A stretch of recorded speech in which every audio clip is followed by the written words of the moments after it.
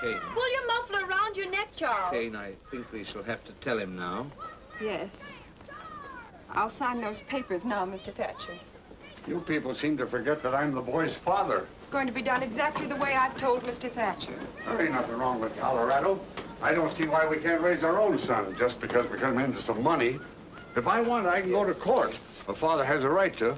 A boarder that beats his bill and leaves worthless stock behind. That property is just as much my property as anybody's, now that it's valuable. And if Fred Graves had any idea all this was going to happen, he'd have made out those certificates in both our names. However, they were made out in Mrs. Kane's name. He owed the money for the board to the both of us. The bank's decision on all matters concerning... I don't hold with signing my boy away to any bank as guardian. I want you to just stop because... all this nonsense, The bank's Jim. decision on all matters concerning his education, his places of residence, and similar subjects is to be The final. idea of a bank being the guardian. I want you to stop all this nonsense, Jim. We will assume full management of the Colorado load, of which I repeat, Mrs. Kane, you are the sole owner. Where do I sign, Mr. Thatcher? Right here, Mrs. Kane. Mary, I'm asking you for the last time.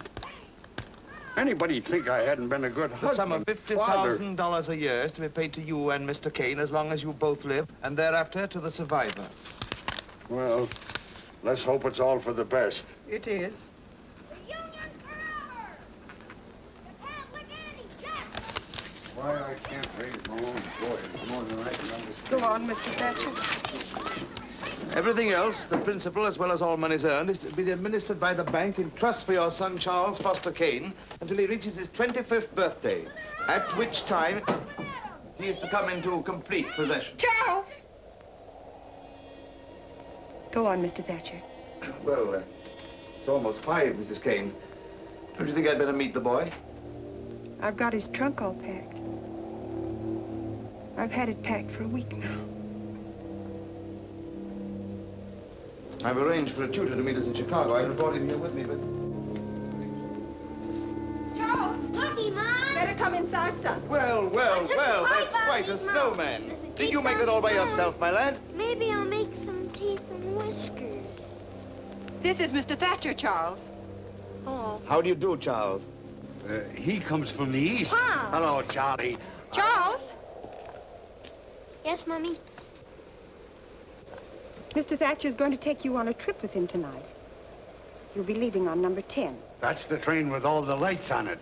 You going, Mom? Well, no, your mother won't be going right away, Charles, but she'll be... Where am I going? You're going to see Chicago and New York and Washington, maybe. Ain't he, Mr. Thatcher? He certainly is. I wish I were a little boy going on a trip like that for the first time. Why aren't you coming with us, Mom? We have to stay here, Charles. You're going to live with Mr. Thatcher from now on, Charlie. You're going to be rich. Your ma figures, well, that is, me and her decided this ain't the place for you to grow up in. You'll probably be the richest man in America someday, and you ought to won't get be an lonely, education. Charles. Lonely, of course not. Why, we're going to have some fine times together. Really we are, Charles. Now, shall we shake hands? Oh, come.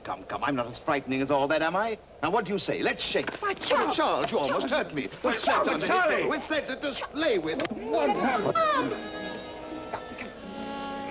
You're... I'm sorry, Mr. Thatcher. What that kid needs is a good thrashing. That's what you think, is it, Jim? Yes.